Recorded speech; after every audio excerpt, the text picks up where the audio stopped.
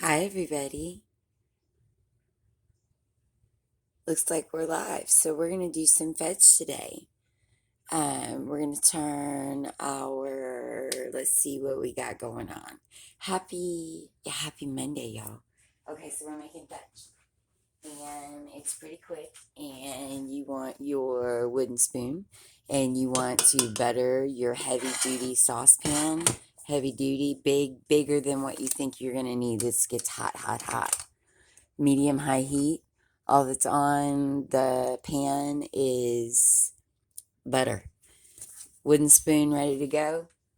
Somewhere to stick your uh, hot spoons. Yes, drips. There will be drips.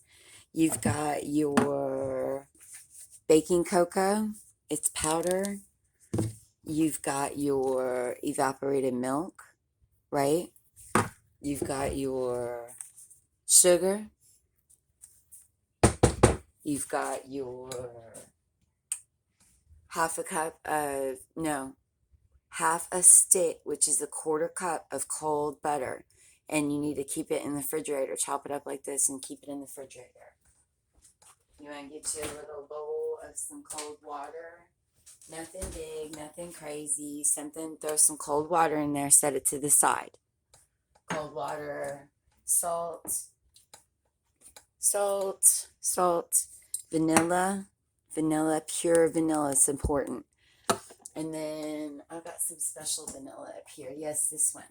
This one's really yummy. We're going to use it today instead of that other. That one, and then got the salt and the sugar. Let's grab our recipe. I wrote it down. This is the one Grandma's did. Okay, so Hershey's fudge. And this is cocoa fudge, Hershey cocoa. She used Hershey. I couldn't find any, so I picked up what I had. 3 cups of sugar, 2/3 cup cocoa powder, 1/8 a teaspoon salt, 1.5 cups of milk, 1.5 cups of milk, a quarter stick of cold butter, cold, cold, 1 teaspoon vanilla, and you're going to want to get it between 238 degrees and 240 degrees, which is softball. And I'm going to show you how to do it without a thermometer. I have a thermometer, but we're going to show you how to do it both ways. So that's our recipe, and our pan's getting hot. We're feeling it. Now's the time to do the sugar. And you know what's not on here? A quarter cup of water. So we're going to add a little quarter cup of water to this mixture. A little quarter cup of water. I forgot to write that on there. Okay, so you do your quarter cup of water in the bowl.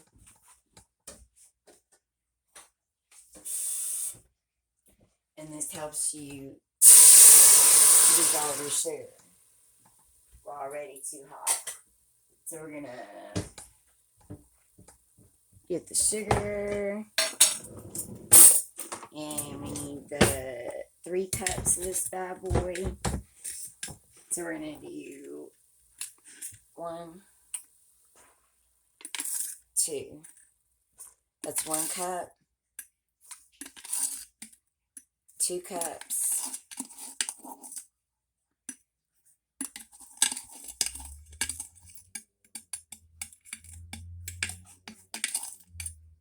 3 cups right inside there.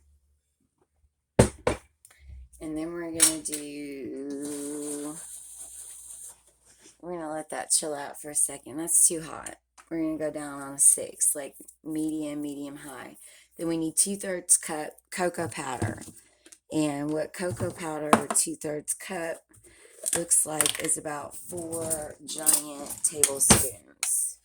So y'all follow the recipe. I'm going to do it how I do it. Y'all follow the recipe. You'll get better results with following the recipe. So I do quarter cup, big tablespoons. 1, 2, 3. Little extra flavors in there.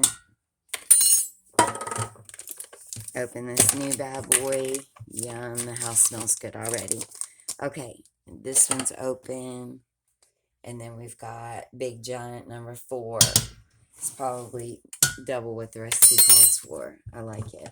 And then we need our 1.5 cup of milk. Shake your evaporated milk. You can use buttermilk. Grandma used buttermilk. I don't have any buttermilk right now, and so I'm going to use evaporated milk. You can use whatever milk you like. You can use cream, but this canned milk, don't use sweetened condensed. That won't work. This evaporated milk will work.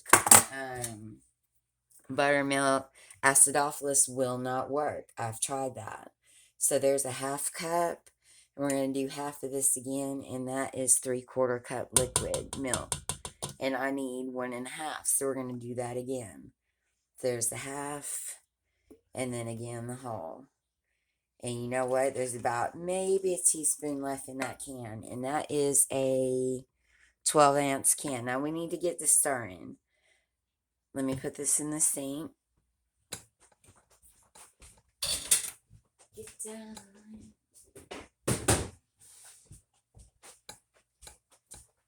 And then we're going to start. Now this is a do not walk away from project, y'all. This is a burn you so bad it'll peel your skin project. No kiddos around the stove when this is happening. I've burnt myself making fudge before. Just a little tiny bit. I've seen folks get really burnt. So it leaves scars. Cooking is dangerous. Be mindful of your pot. I'm going to turn this heat back on. And what we're looking for is a full roll boil. We want this to boil. We want it to be thick and smooth. What am I missing? I feel like I'm missing something. My salt's not in here. So we're going to do little, Grandma said a teaspoon, but that's like what she would do, like that. And that's in there. And then we got our stick of vanillas ready in the refrigerator, all nice and cut up. She said it helped it incorporate quicker, whatever that means. I let her fudge, so I'm going to do it her way. And then she said this recipe came right off the back of the Hershey's cocoa box years ago. And I went digging in the Betty Crockers, and they don't have it. And it's not on the Hershey, added Hershey chocolate. Regular baking chocolate, like the dark chocolate that you cut up, and it wasn't on there either. Okay, so what you're already supposed to have done is a buttered dish, right? Pretty big, good, solid coating all over butter, right? Let's put that over here. And you also want to have something you can work on, like a piece of parchment paper on a pan. This gets really, really hot. And you're going to be stirring. And if you do have an accident, you want it to spill on the tray and not on you. So put your, get your little area set up using a wooden spoon. And we're getting that boil going. We're getting that boil started. So we'll put this on here. Already Freddy. Trying not to make a mess would be good. And then let's see what we got going on. Let's put this away. Making a mess forever, y'all. Making a mess. Okay.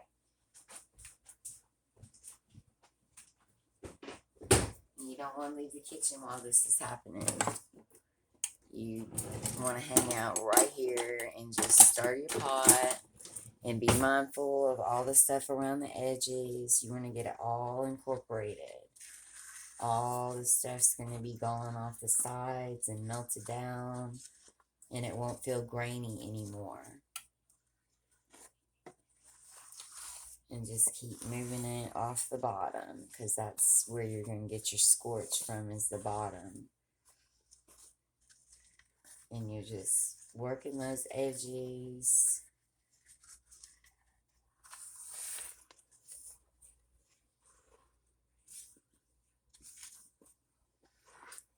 And it's just a constant stirring process. And you're going to come to a full rolling boil, and it's going to puff. When this comes up to a boil, it's going to puff up. be prepared. That's why you have it in a ginormous pan instead of little bitty pan, because it'll puff up. Just like boiling water when you're making spaghetti, it puffs up. That air gets trapped. Those bubbles push the stuff up, and then it goes over. And you don't want that. So, a couple things. I live in Tennessee, so we are very, very humid here. And the thing about this fudge is you don't want to put this in the refrigerator until it's nice and set up, and you seal it while it's room temperature, and then you put it in the refrigerator. You don't even have to put this in the refrigerator. This is fully cooked. It'll keep out for, a good couple weeks. Probably longer than that. It never lasts more than a couple days, so I couldn't really tell you, honestly. And now we're backing off the heat, and we're coming down. My stove gets hot quick, so I end up moving my little pan around so it doesn't go too far. And so what we're looking at right now is this color, this glossy chocolate color. So when your fudge starts getting done, which is going to be quite a few minutes from now, it's going to change from this glossy color that you're seeing to matte, like a dark chocolate, no shiny. And this will burn you, folks. I just got popped.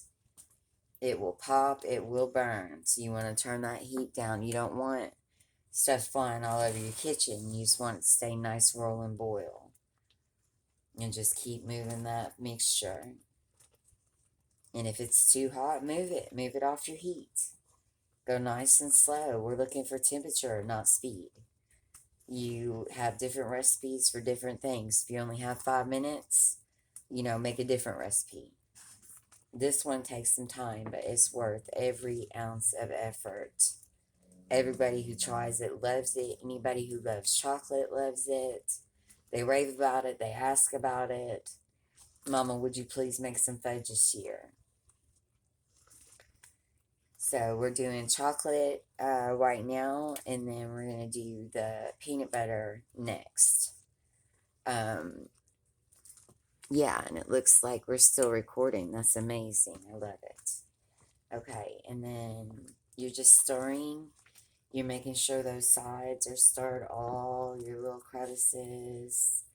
And you're not trying to whip.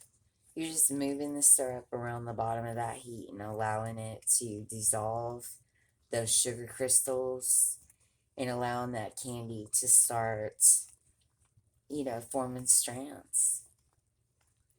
What do they call it? Crystalline? The crystalline structure. So if you look at this, it's starting to break up now. You can start to see how the super shiny is a little bit different than this outer edge. So you want to keep consistent temperature all through your candy. And you can do that just by simply, scraping the edges. Grandma, she never touched the bottom. She was always afraid she'd pull up some of that, scorched. But for one, we're not gonna burn it. We're gonna go nice and slow. And for two, I like that flavor. I like those ones. I don't get to eat very much of it, but especially like burnt marshmallow. Oh Lord, that's amazing flavor. Daddy got some jelly beans, and they tasted like burnt marshmallows from the campfire. Incredible. Incredible. So what we're looking for is a matte color. I want to talk to y'all a little bit about this temperature. Okay, so right now we are just at basically a syrup. This is not going to come together and do anything. As this candy cooks, it's going to start grabbing and getting thicker.